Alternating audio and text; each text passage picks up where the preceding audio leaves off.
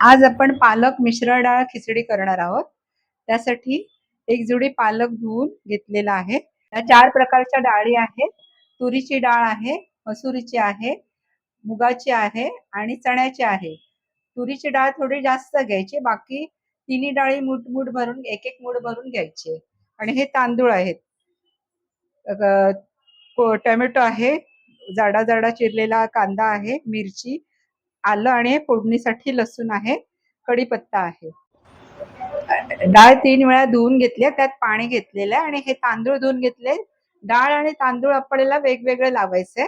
आता आपल्याला डाळीत टाकायच्या ह्या वस्तू आहेत. टोमॅटो घालायचंय, कांदाही घालायचा आहे, हे आलं चिरलेलं आहे तेही घालायचंय आणि मिरच्याही घालायच्या.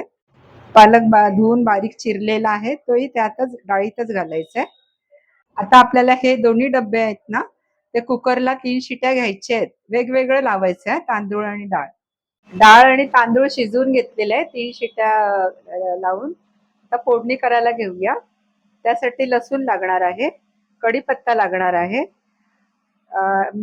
मोहरी, जिरं, हिंग आणि धण्या जिऱ्याची पावडर आहे आणि कोथिंबीर आहे. आणि कढई गरम झालेली आहे, त्यात आपल्याला तूप घालायचंय.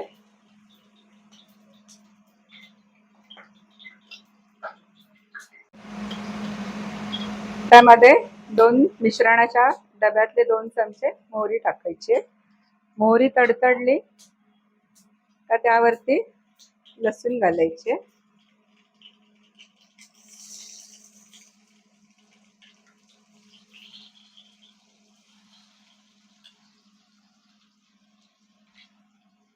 जिरं टाकायचं, 1.5 चमचा.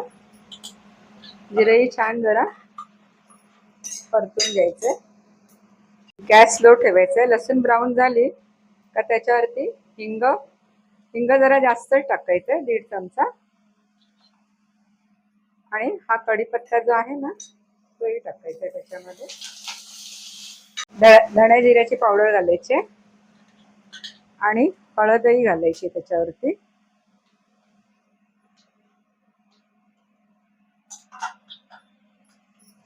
छान मिक्स करून ही जी डाळ आपण शिजवून घेतलेली आहे ना ती घालायची.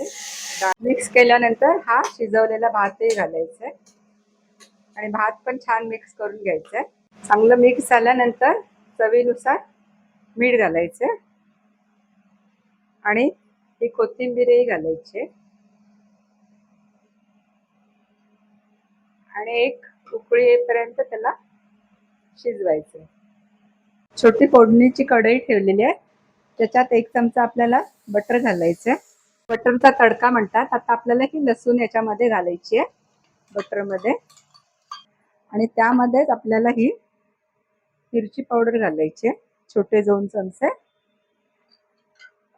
आणि मिक्स करायची. आपल्याला हा तडका खिचडी वरती टाकायचा आहे. अशी ही पालक मिश्र डाळीची शाही खिचडी तयार आहे.